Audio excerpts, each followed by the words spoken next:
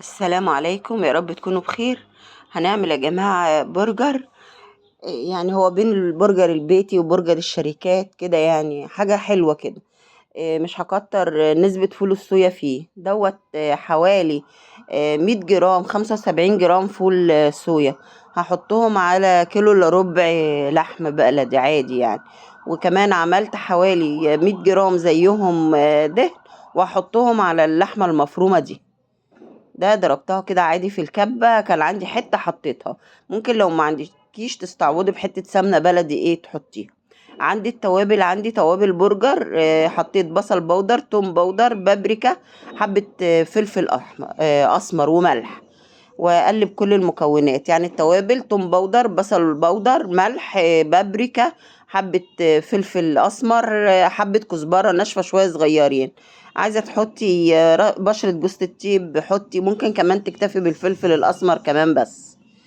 قلبت كل المكونات دي مع بعضيها. الفول الصويا يا جماعة بعد ما حطيت له حبة مية وركنته حوالي، يعني غسلته وركنته حوالي 5 دقايق كده او 10 دقايق. ضربته في صفيته وضربته في الكبة، لان انا مش هضرب اللحمة دي. مش عايزاها تبقى ناعمة قوي كده. وكمان حطيت معلقة سمن بلدي علشان يبقى طعمها جميل. احنا بنعمل حاجة لولادنا يعني.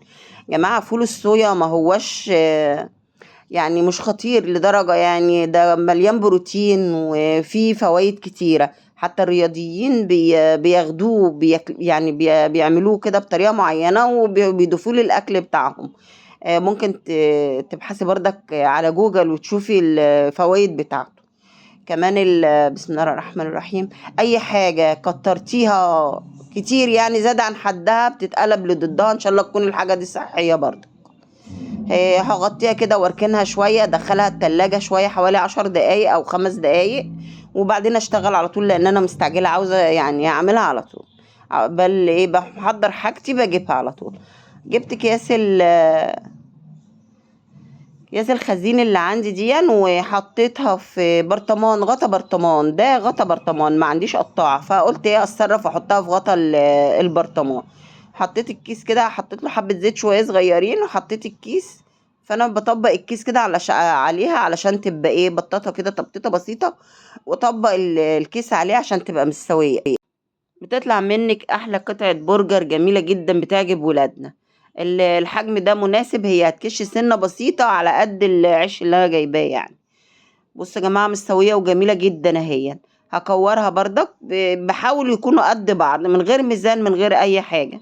واسويها من الجناب بردك علشان على قد بردك قدر الامكان تكون متسوية. اهي بسم الله ما شاء الله جميلة جدا اهي، هتعجبكم ان شاء الله. مكوناتها بسيطة وكل حاجة موجودة في البيت يعني. لو فول الصية تشتري كمية بسيطة يعني، لو عايزة ب20 جنيه هيديكي كمية حلوة. بصوا كده بابا كورها واحطها كده بس عادي بسرعة كده بتخلص منك الكمية كلها. انا عملت ده حوالي كيلو الا ربع لحمة. عملت منه 17 قطعة. بالنسبة لفول الصويا مش كتير، في ناس بتحط اكتر من كده، بتحط على الكيلو 300 جرام وتحط على الكيلو ربع كيلو. انا حطيت على الكيلو الا ربع من 75 جرام ل 100 جرام كده، ما حطيتش كمية كبيرة يعني. هي كوباية شاي صغيرة. بصوا يا جماعة كده بكورها وبحطها، وبعدين جبت الكيس لو انا هفرزه. الكيس بقسمه 2 وبعمله فيها كده وبشيله كده على طول. مش ب يعني مش بفكه تاني او حاجة. ممكن تفرديها على صينية وتحطيهم تفرزيهم، وبعدين تلميهم في كيس او في طبق. بصوا يا جماعة، لو انت عايزة تفرزيه غلفيه كده بالكيس، اقسمي الكيس 2 واعمليها وفي الكيس وطبقي عليها كده وفرزيها على طول. ارتفاعها مظبوط وحجمها مظبوط. بسم الله ما شاء الله جميلة جدا. اقول يا جماعة المكونات كمان مرة.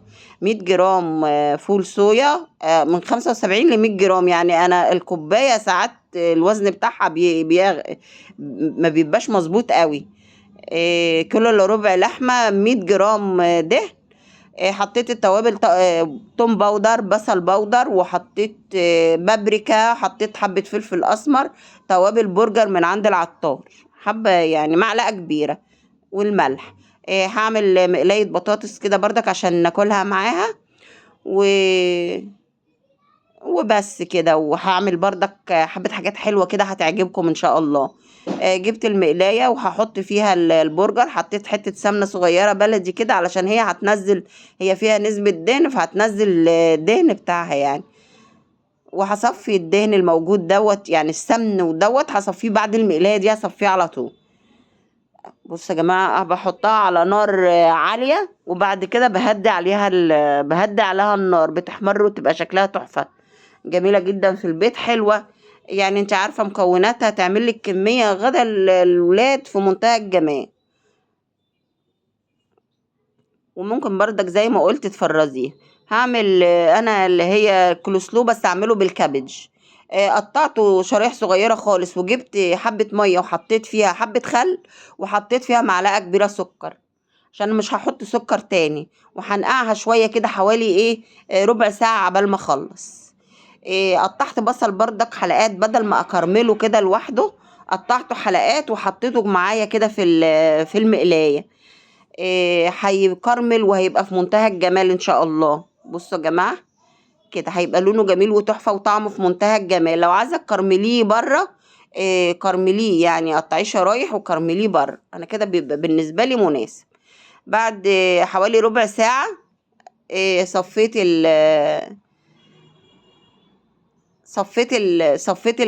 بسم الله الرحمن الرحيم الكابج، وحطيت عليه بردك ابني اصر انه يحط حبة سكر، ما كنتش عايزة احط سكر تاني، احط حبة سكر. وحطيت الجزر، وهقلب كل المكونات بتاعتي ديت مع بعض. هو بيقول ان بيبقى فيه لسعة كده حلوة. دون مايونيز أنا كنت عاملاه مع حضراتكم قبل كده، بعمل كمية وبشيلها يعني بخلصها في اسبوع.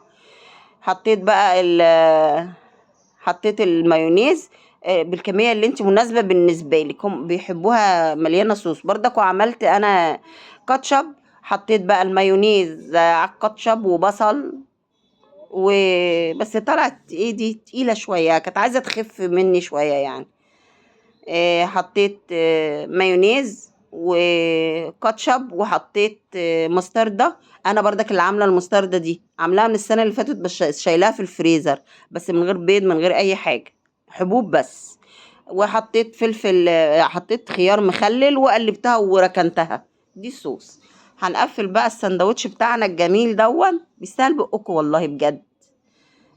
حمرت العيش، وحطيت حطيت الصوص، وحطيت الكابوتشا، وحطيت طماطم.